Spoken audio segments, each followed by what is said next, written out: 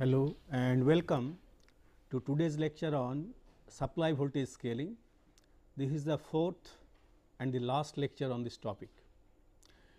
In the last two lectures, we have discussed static voltage scaling and multi-level voltage scaling. As we have seen, in both the cases, the voltages are assigned at design time. In case of static voltage scaling, the supply voltage may be scaled to some lower level at design time, and then the entire circuit or module is assigned a lower level voltage, and that remains fixed duration during its use, during its normal mode of operation. Similarly, in multi-level voltage scaling, multiple voltage levels are assigned to different modules or clusters, and those voltages remain fixed during normal mode of operation. They do not change when they are in use. Now, we shall discuss another technique in which the supply voltage is dynamically changed at run time, and today we shall discuss dynamic voltage and frequency scaling, and a special case of that is known as adaptive voltage scaling. Both of these two techniques we shall consider in this lecture. Now, this dynamic voltage and frequency scaling is based on certain observations, and these are the important observations.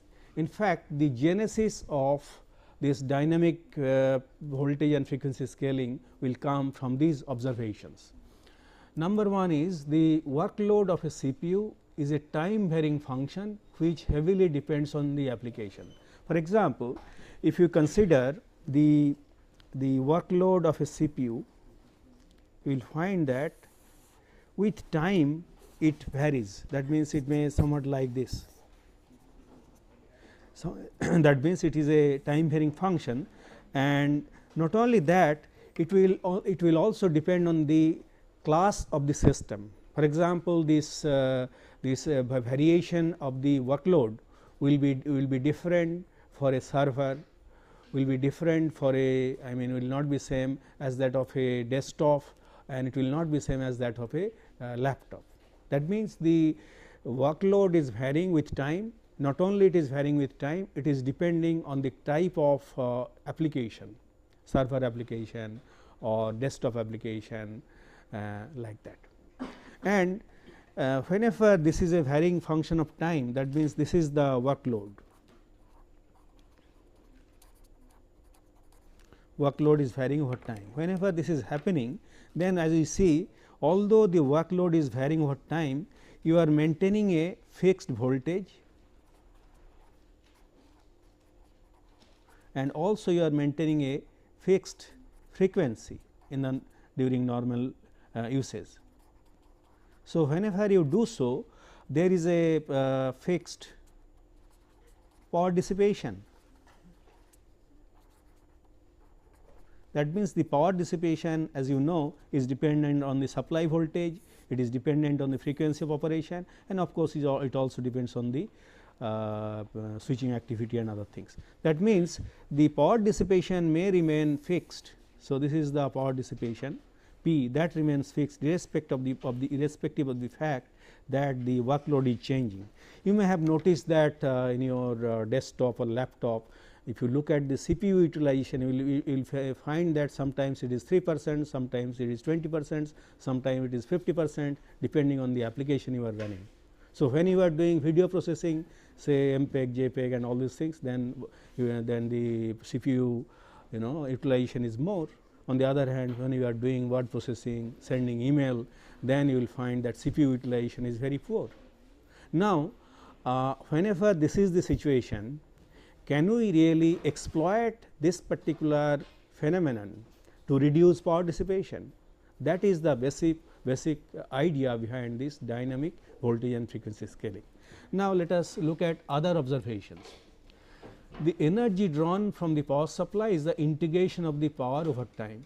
This is particularly important in the context of battery operated systems. As I have already told, if power dissipation is say P or P1, and if the power dissipation occurs over a period of time T1, then energy that is being drawn is equal to P 1 into T 1, that is the area covered by this rectangle. That means, this is the energy drawn for performing this computation. Say computation takes time T 1 and during which the power dissipation is taking place is P 1. So, for a battery operated system, if we can reduce power dissipation over time, then we can save energy. That I shall discuss how it can be done. Another important observation is that CMOS circuits can operate over a voltage range with reasonable reliability. That means, if you are already familiar with CMOS circuits, we have seen that in a particular CMOS circuit you apply a supply voltage VDD. Let us consider the simplest example, the inverter. If this is the circuit of an inverter, you see this VDD, if we change, even then the circuit will operate over a certain range, not that it will work from 0 volt or it will work from, say, it will work at a very high voltage. That may not be true, but there is a supply voltage range over which monotonically that it will, in a voltage range, it will work reliably, and not only that, there is a region of operation where frequency increases monotonically over voltage. That means, say if we consider, say, voltage V, it can be shown that over a range voltage, over a range of, say, maybe 5 volt or maybe this is 2 volt, this circuit can operate. And in this particular case, as you can see, whenever you are reducing the supply voltage, the voltage is reduced, then you will find that the power dissipation will be reduced. And now, over this range it can work, and what about the frequency?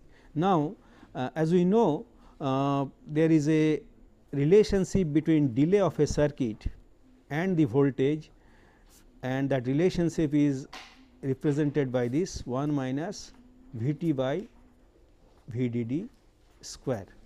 So, that means, delay is proportional to 1 by V d d into 1 minus V t by V d d. So, delay increases linearly as it is shown here. That means, if we plot voltage in this direction and instead of writing voltage here, say delay, we will find that delay will reduce as you increase the voltage. So, there is a linear relationship like this, not only linear means it is kind of quadratic, but it is monotonic. That means, monotonically delay decreases as supply voltage increases, and the relationship is given by this expression. So, it is a monotonic. Monotonic means as supply voltage is reduced, delay increases monotonically, it increases, it does not decrease after some point. So, there is a range over which this happens. So, in this particular range, why this is happening? Because as you know, delay is changing. So, the critical path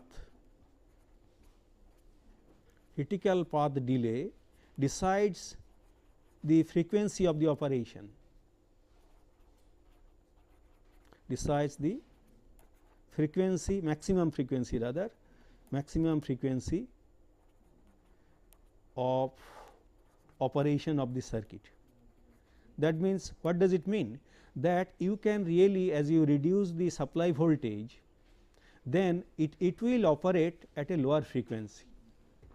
So, this based on this idea, we can develop circuit such that the power dissipation can be reduced by controlling the voltage and frequency dynamically, and as we shall see how it can be done. So, based on these observations, the technique of dynamic voltage and frequency scaling has been developed. First, we shall consider a simpler situation where the frequency is scaled down as the workload reduces. So, in this particular case, as you can see, you are reducing the frequency as you are as the workload is reduced. So, there is a linear relationship between the energy and the workload. So, we can show you with the help of another plot. Let us consider a situation say this is the case where workload is 100% and power dissipation is P 1 and that corresponds to workload is equal to 100%. So, what is the if time is T 1, the energy drawn to for this computation will be equal to P 1 into T 1 with 100% workload. Now, let us consider the situation where the workload becomes 50%. Now, if you do not change the frequency of operation, power dissipation will remain same. However, the computation will be complete within 50% of the time. That means, in time T 2, which is 50% of T 1, that means T 2 is equal to T 1 by 2, then power dissipation is remaining same, but time is decreasing. So, in this particular case, as you can see, energy drawn is reduced, it is becoming half because P 1 into T 2 that is reduced. However, power dissipations remain same during this period T 2. Now, you can in this particular case neither the voltage is scaled nor the frequency is scaled. So, during this period power dissipation is taking place and you may switch off during the remaining part or you may not. If you do not switch it off, then power dissipation will continue to take place in the remaining part. But a wiser technique is to use frequency scaling as it is shown in this particular case.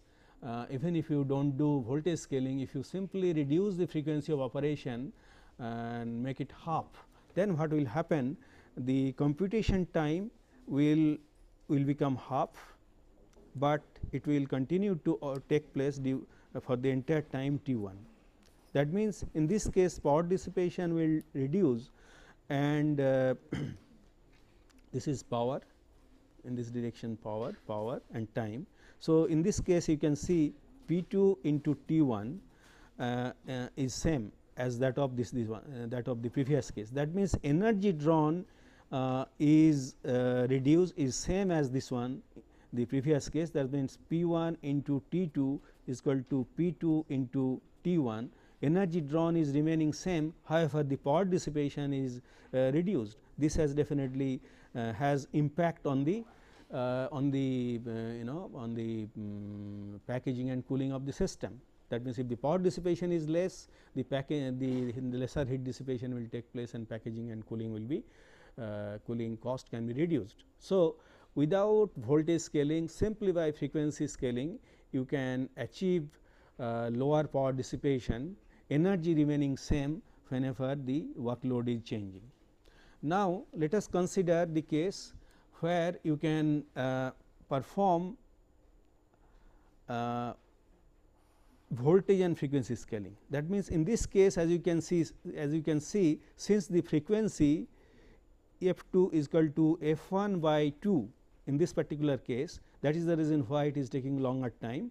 So, you have scaled down the frequency to f 1 by 2 and that is why it has taken double the time of that one, and power dissipation has reduced because P is proportional to VDD square into f.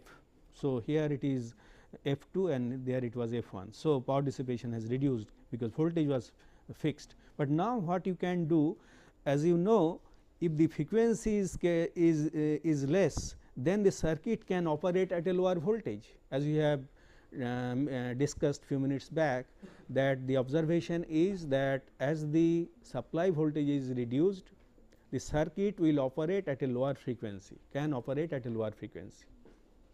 So, in this case there is a scope for scaling down the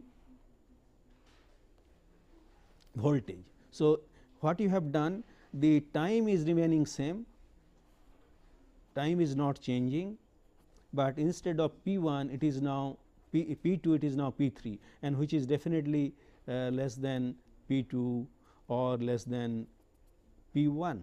So, you see that there is a significant reduction in power dissipation. Not only power dissipation, energy is drawn from the battery is also much less.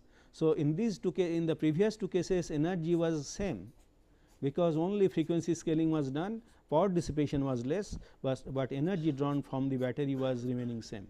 But whenever you do voltage and frequency scaling,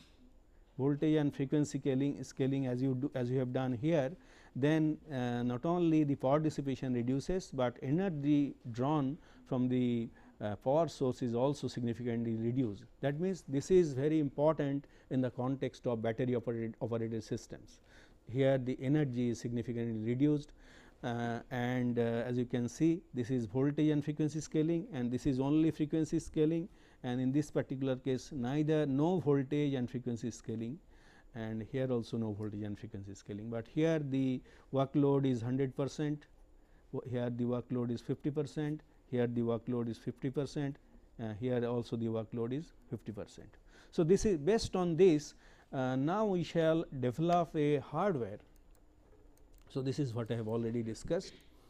Now, let us consider the realization of a circuit, and as I have mentioned, energy drawn can be reduced by dynamically adjusting both voltage and frequency that meets the workload condition. So, this is the basic idea of dynamic voltage and frequency scaling. That means, during run time you will find out at what frequency the circuit should operate to meet the workload requirement. Then for that, but to operate at that frequency, what supply voltage is required that you can find out. So, you can assign, you can the circuit, the CPU can work at a lesser voltage and a lesser frequency, thereby reducing the power dissipation. So, this curve shows how the energy reduction take place, and this is the case where there is no voltage scaling, but here this is the ideal voltage and frequency scaling. So, I have used a term ideal, later on we shall see it may deviate from this ideal because of some other reasons, because of DC to DC converter and other thing that we shall consider later. But you see, there is a significant reduction in energy. So, there is a cubic reduction in power dissipation and quadratic reduction in energy that will take place by using dynamic voltage and frequency scaling.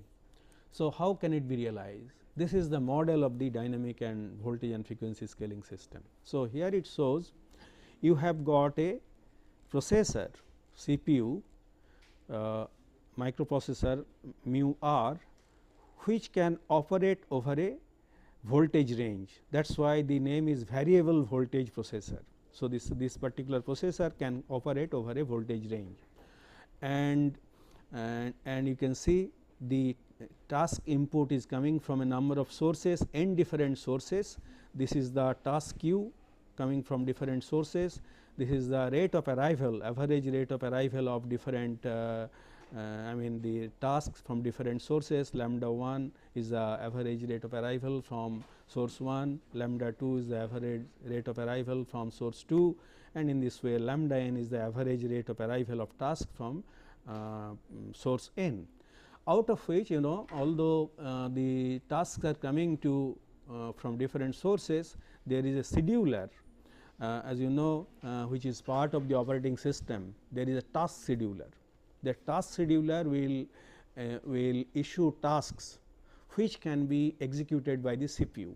So, lambda is the rate at which tasks are issued to this variable voltage processor. Now, the variable voltage processor has got a workload monitor. What is the job of this workload monitor? It receives it can find out what is the present workload based on the tasks which are being executed by this processor. And this workload monitor, what it will do, not only it will keep on receiving the information about the workload of the present workload, it will estimate what is the workload required in the next time slot, a kind of prediction, workload prediction it will do, and based on that prediction it will send some signal to a DC to DC converter. That means, if the workload requirement is less, then this DC to DC converter will generate a lesser voltage, although it will receive a fixed voltage, it will generate a variable voltage VR, and this variable voltage is dependent on this workload, and of course, this is related to the frequency. So, there is a frequency generated, variable frequency generator. The workload monitor will also send information about the predicted workload R to the frequency generator, and then it will generate a frequency, and that frequency will be applied to the variable voltage processor. So, this voltage is applied, this frequency is applied, and to sustain that frequency, a particular voltage that is required, that is being applied by the generated by this DC to DC converter. So, this is the basic model which is being shown, and you can what is written here: workload for the next observation interval can be predicted by the OS kernel based on the workload statistics of the previous n intervals. So, that is the job of this workload monitor. So, it can find out, it can predict the workload in the next time interval. So, this is the basic model. Based on this basic model, we can identify what is the hardware and software requirement for implementing dynamic voltage and frequency scaling system. First of all, as we have seen, we require a variable voltage processor, CPU, because there are many processors which will operate at a fixed voltage, which are not designed to operate over a range of voltage, but there are processors which can operate over a voltage range. So, that will be the first requirement. Second requirement is variable voltage generator. So, because this to operate at different frequency, you will require different voltage, that has to be generated by a hardware which is known as variable voltage generator. You will require a variable frequency generator, as you have seen in the basic model, FR, which will keep on generating variable frequencies, and last but not the least, the workload predictor, which is part of the workload monitor and maybe part of the operating system kernel. So, a part of the operating system kernel can perform the task of workload prediction. Now, coming to the first requirement, requirement, that is variable voltage processor. There are processors available. One is your ARM, strong ARM 1100. This allows voltage scaling. As you can see, it can operate over a voltage range 1.1 to 1.65, and accordingly it can operate at different frequencies. That means, when the supply voltage is 1.65 volt, the operating frequency is 700 megahertz, and this is the relative power 100. So, this is normalized with respect to this one, the other power dissipations. And then when the frequency is 600 megahertz, then the voltage, optimum voltage or minimum voltage that is required is 1.60, and relative power dissipation is 80.59 of the previous one. And if the frequency is 500 megahertz, it can operate at 1.5 volt, then the relative power dissipation is 59 or 59% you can say of the first case. And in this way it can go up to 200 megahertz, and then the voltage required is 1.10 volt, and you can see the relative power is 12.87%. So, this is, you can see, 1/8 of the first case. That means, if the frequency is varied from 700 megahertz to 200 megahertz, and accordingly if the supply voltage is varied from 1.65 to 1.0, then power dissipation can vary from 100 to 12.7. So, there can be significant reduction in power dissipation, and obviously the energy drawn from the battery source will be there will be commensurate reduction in the energy drawn from the battery. Another processor is there, that is Transmeta's Crusoe processor. There is a manufacturer, Transmeta. They have developed a processor which is very innovative, Crusoe processor, that allows the following adjustments. Though it allows frequency change in steps of 33 megahertz, and it also allows voltage change in steps of 25 millivolt, and there can be 200 frequency voltage changes per 200 frequency voltage changes per second. That means, normally whenever you go from one particular frequency to another frequency mode of operation, you cannot change very quickly. The reason for that is DC to DC converter and the frequency generator will take some time to settle down, and that is the reason why the rate at which you can make this change in the frequency and voltage cannot be very fast, but you can see that 200 frequency voltage changes per second is quite reasonable and can be suitable for many applications. So, in this particular case, as you can see, this Crusoe processor can operate over the range of 2.2 to roughly 0.7 to 2.2 volt, and you can see this portion, the shaded portion is the operational range, and if the voltage is above 2.2, it is the destructive region. That means, the power dissipation will be very high, and that may lead to destruction of the device.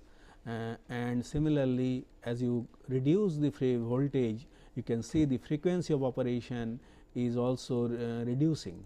So, whenever it has to, that minimum maximum frequency is decided by this particular this contour. So, as the voltage is reduced from 2.2, the frequency of operation will reduce from 221 megahertz to close to 70 megahertz. So, you can see this can also operate over a large voltage range and also also over a large frequency range, and you can see you can have a large number of voltage frequency pairs. So, although I mean it is shown continuous, later on we shall see we normally use a limited number of voltage frequency pairs. It is not changed continuously. Some discrete voltage frequency pairs are used, and which are used for operation of the circuit. So, this is about the variable voltage processor. So, in fact, this ARM processor is now available in the form of a IP core, and you can use it in many embedded applications, and that allows dynamic voltage and frequency scaling. Coming to variable voltage generator, you can see here this variable voltage generation can be done by a DC to DC converter.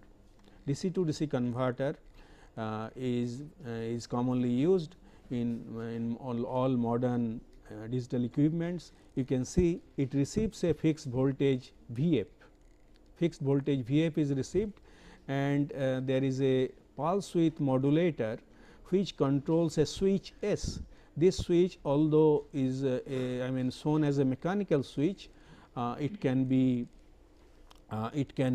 an electronic switch. Normally, this is realized by a device known as IGBT. So, IGBT insulated gate bipolar transistors. So, IGBT is commonly used as a switch in this DC to DC converter, and so what will happen, how does it control the voltage? So, here what it does, suppose this is the fixed voltage VF,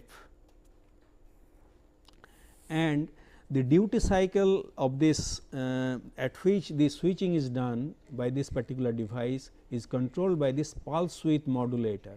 Let us assume the duty cycle is 50%. So, in this case, that means 50% of the time the switch will be closed and 50% of the time the switch will be off.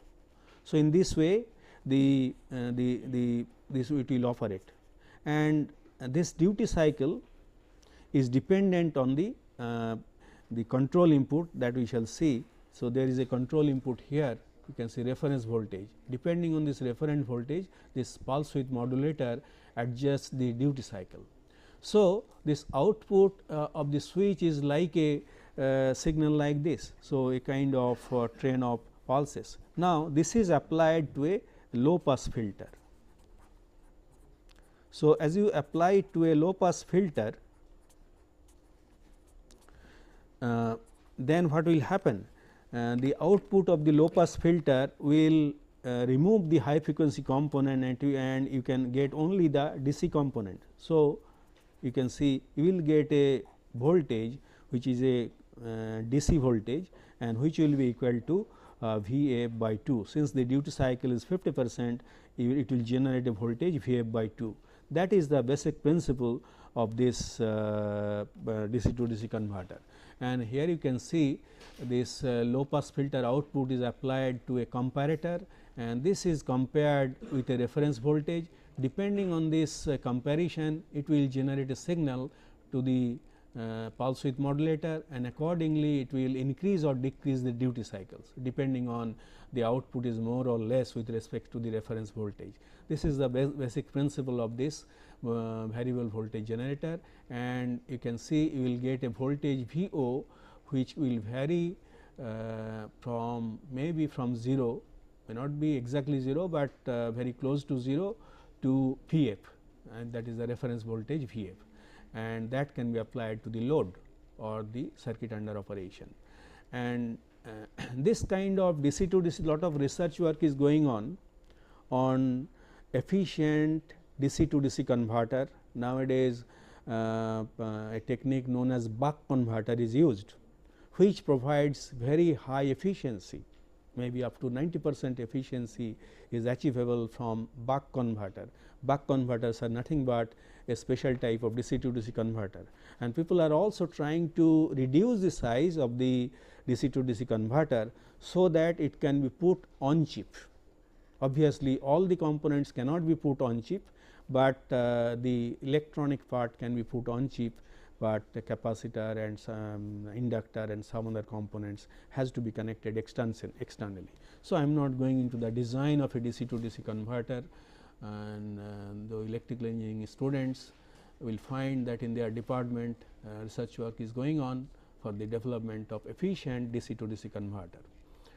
So, but this is basic principle I have explained, and this type of DC to DC converter can be used to generate variable voltage, variable supply voltages, which is required, which is one of the primary requirement of a for implementing dynamic voltage and frequency scaling system. Now, coming to one very important aspect of DC to DC converter, as I have mentioned, it is possible to realize DC to DC converters having high efficiency, say 90% and above. Unfortunately, the efficiency drops off as load decreases.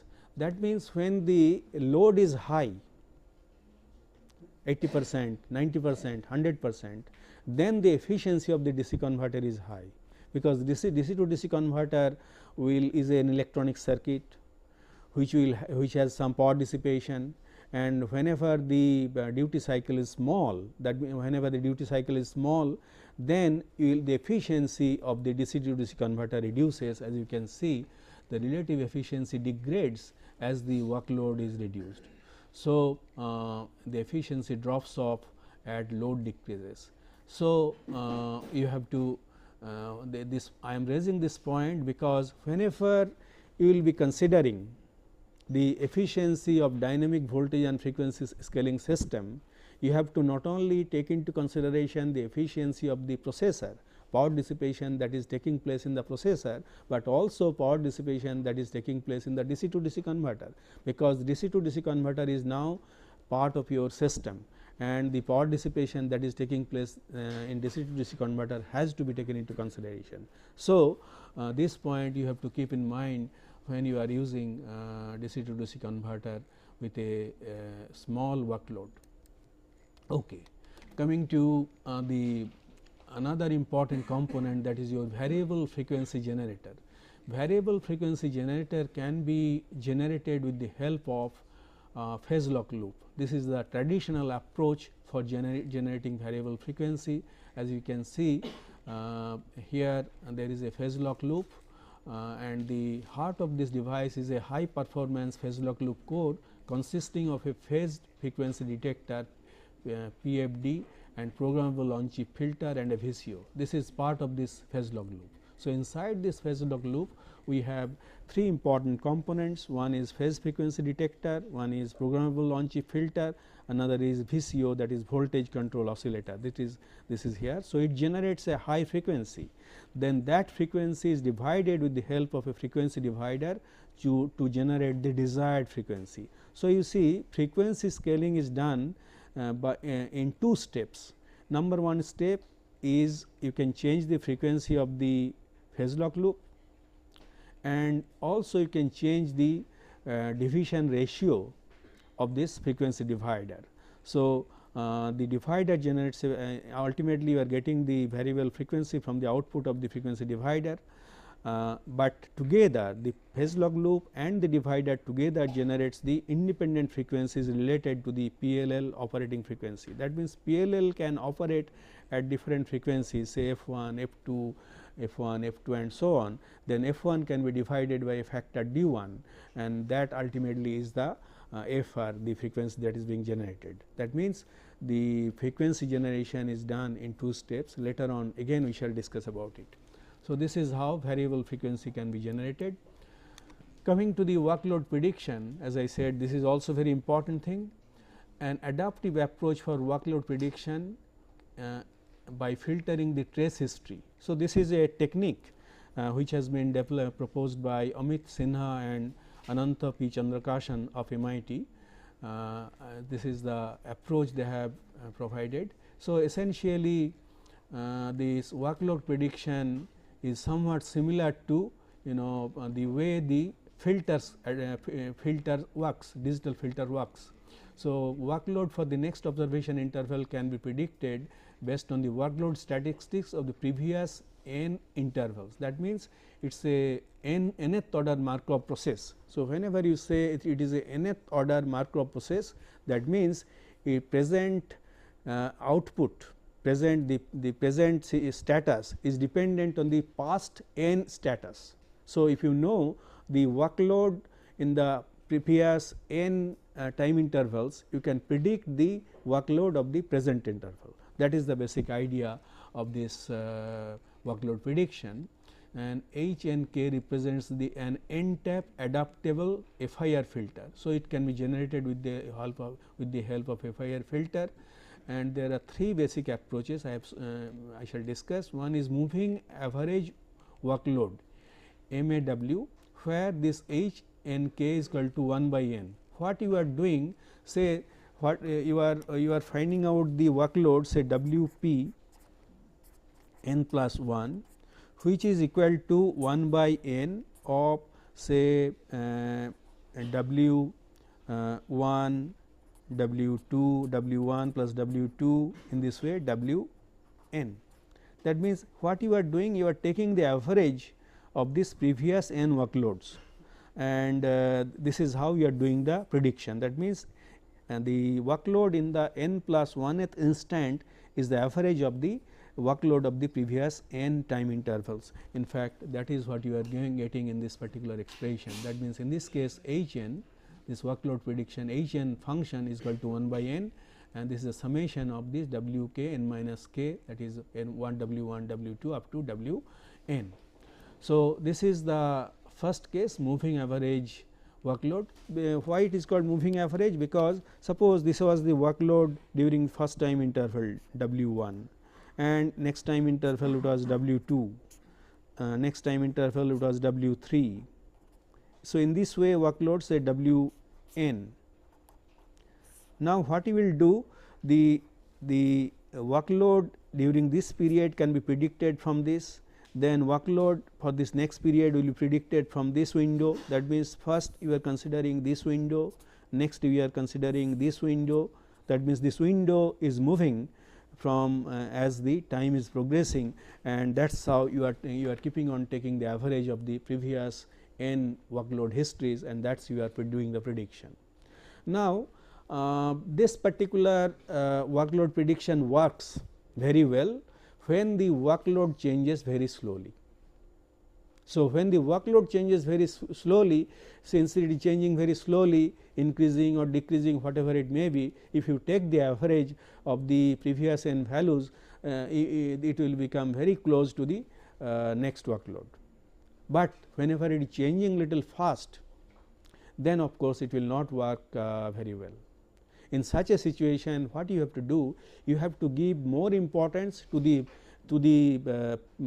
that not the past workloads, increasingly more importance to the and workloads which are nearer or closer to the present workload.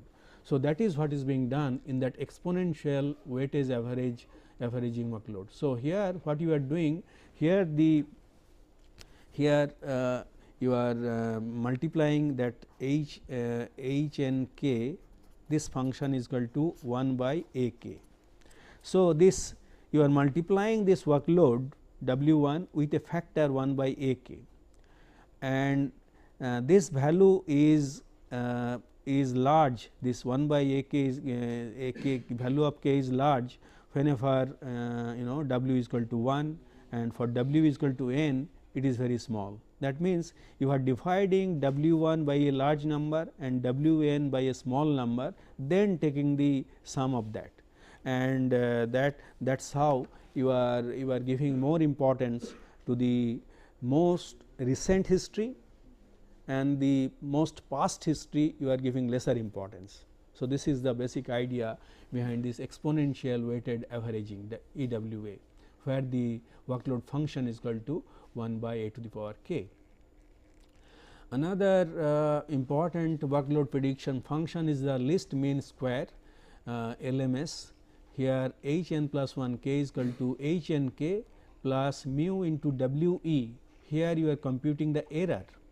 W e n is the error, W n k into W k n minus, where W e n is equal to W n minus W p n. So, every time what you are doing, the predicted workload and actual workload in a particular time slot, that difference you are computing, and the difference you are using for the computation of the next workload. So, here the function is h this h n, this function is h n plus 1 k is equal to h n k plus mu W e n, where mu W e n is equal to W n minus W p n, and mu is the step size. Of course, you can choose the step size, this value a constant, and that constant you can adjust to so that it this error is less. So, this is how you can these are the three different functions which you can use, and here essentially you are using a n tap adaptable FIR filter. Those n taps are essentially storing the workload functions of the previous n time slots. So, this is how workload prediction can be done, and you can refer to, if you want to learn about it more, you can get it from the paper by Anand Chandrakashan.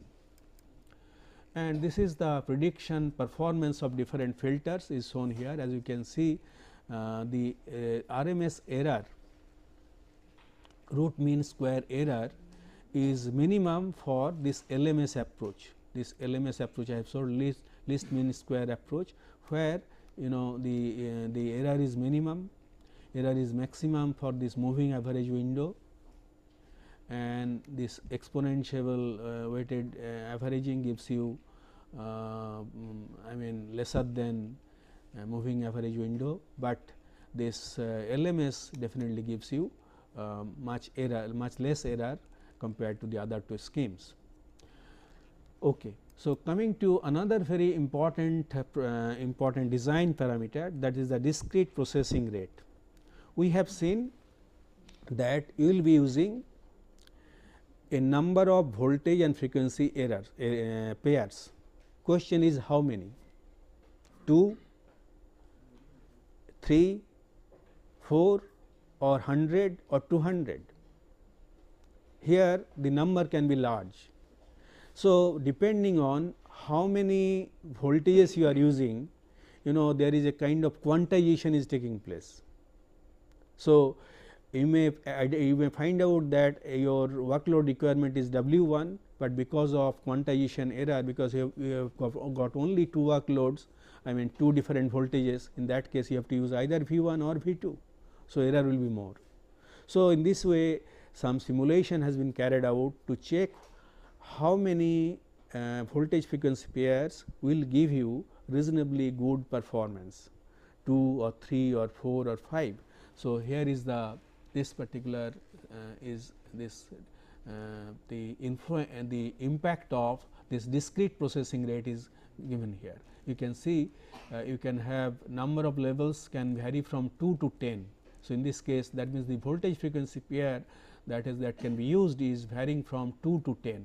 So, whenever too few frequency points, I mean say you are using 2 or 3, in such a case what can happen, too few frequency points may result in ramping between two levels for workload profiles, and too many levels may result in hunting of the power supply for a new supply voltage most of the time.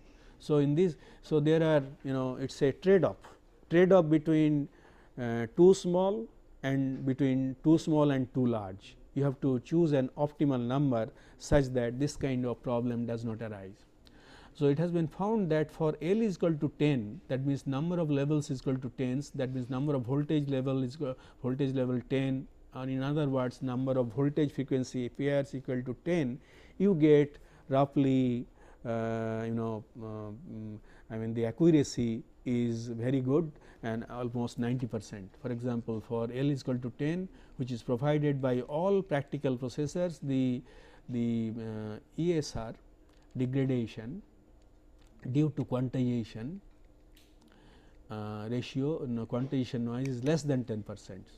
So, this is the that means if you increase beyond 10, say if you use 15, 20, 30, obviously the error will be less, but even with 10 voltage frequency pair, the accuracy is I mean the efficiency that you are getting, the reduction that you are getting is close to 90% than the ideal. So, this is the discrete processing rates that we have discussed. Another important parameter is latency overhead. As I have already told, there is a latency overhead involved in processing rate update. This is due to finite feedback bandwidth associated with the phase log loop and DC to DC converter, because these phase log loop and DC to DC converter, these are analog systems. So, they will take time to settle down. So, if you even if you apply if you some signal for a particular voltage for a particular frequency, the new voltage and new frequency will be available after certain time. That is why you have to you will have some latency overhead, and switching to higher processing rate you have to be little careful and you have to follow some steps. The voltage should be increased fast, followed by the increase in the frequency, and the following steps should be followed. Why this is necessary? Suppose if the frequency increases before the voltage increases, what will happen? Chip will not operate, chip will not function properly. As we know, we are trying to give a I mean there is a relationship between voltage and frequency. So, as the voltage is increased, if the frequency has to be frequency is increased, voltage has to be increased fast. If the frequency is increased fast, then voltage, the chip will fail to operate at that frequency. That is the reason why you have to follow this step. Set the new voltage, allow the new voltage to settle down, then set the new frequency. Then secondly, switching to lower processing rate, in this particular case set the new frequency, then set the new voltage. The CPU continues to operate, continues operating at the new frequency while voltage settles at the new voltage level. So, in this particular case restriction is less, because when the voltage is high, the chip will operate at high frequency as well as low frequency. But whenever you are switching from you are changing from low to high frequency, there you have to be careful. Okay. So, after discussing dynamic voltage and frequency scaling, now it is time to discuss adaptive voltage scaling. What is the difference between dynamic voltage and frequency scaling and adaptive voltage scaling? Now, the voltage scaling techniques discussed so far are open loop in nature. Voltage frequency pairs are determined at design time, keeping sufficient margin for guaranteed operation across the entire range of best and worst process process voltage and temperature conditions. That means, those voltage frequency pairs are decided at design time, although they are applied at run time, but they are decided at design time, and here the design has to be very conservative. So that the chip operate under best and worst condition of process voltage and temperature variations. So, under best and worst conditions of process variation, voltage variation and temperature variation, chip has to work, and that is the reason why those voltage frequency pairs are chosen in a very conservative way, and as a consequence the gain or reduction in power dissipation that you really achieve is not very, is less than what can be achieved if the design is not that conservative. But how can it be done? It can be done if you use a closed loop technique instead of open loop technique. So, in this case it is open loop technique.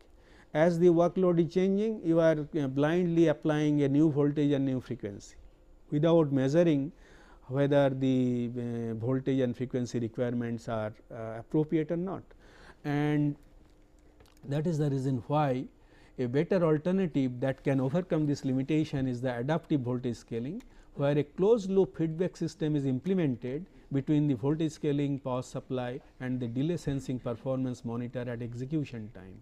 That means, at the execution is taking place, the CPU performance is monitored, its delay is monitored, its power dissipation is monitored, and by doing that you can adjust the voltage and frequency by using a closed loop technique. And for that purpose, what you have to do, you must have an on chip monitor that will not only checks the actual voltage developed, but also detects whether the silicon is slow, typical or fast, and the effect of temperature on the surrounding silicon. So, that means, it is taking care of the PVT variations, that take place, since you are doing at run time, at the time of execution, whatever variation is taking place, that is monitored, and based on that you are doing the design. So, let us look at the system what it does. So, in the here I have taken an example of adaptive voltage and frequency scaling from a paper, dynamic voltage and frequency scaling by Matakatsu, published in the IEEE Transactions on Journal of Solid State Circuit, January 2005. So, here you can see, apart from these functional units, the ARM processor, the RAM, the peripheral blocks, bus control circuits, this is the main block which is shown as a very small part of the circuit. Here you have got a dynamic voltage control which does delay synthesize, that means, the delay of the circuit can be the delay information is generated based on real life measurement by this, and similarly the voltage and dynamic voltage and dynamic frequency control circuit finds out at what frequency it should operate based on the actual activity measurement that is taking place in the processor. That means, whatever is the actual performance required, based on that frequency generated, and accordingly clock generator generates clocks and so on, as it is explained here. The DVC emulates the critical path characteristic of the system by using a delay synthesizer and controls the dynamic supply voltage in the range of 0.9 to 1.6 volt at 5 millivolt step in real time. Similarly, the dynamic frequency control adjusts the clock frequency at the required minimum value by monitoring the system activity in the range of 20 megahertz to 120 megahertz. So, you see this DFC and DVC, dynamic voltage control and dynamic frequency control, these are on chips hardware which does the actual measurement of delay and activity level, and based on that it sends information to the PLL and clock generator, and then the clock generator generates the system clock. And similarly, here the based on this delay information goes to DC to DC converter information block, and then voltage is generated by the DC to DC converter and applied to the processor. So, you see the voltage and frequency are predicted according to the performance monitoring of the system.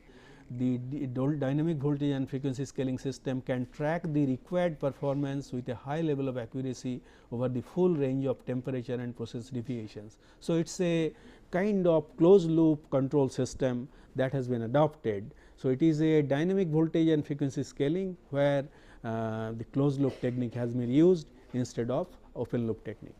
So, with this we have come to the end of today's lecture, and here is a summary.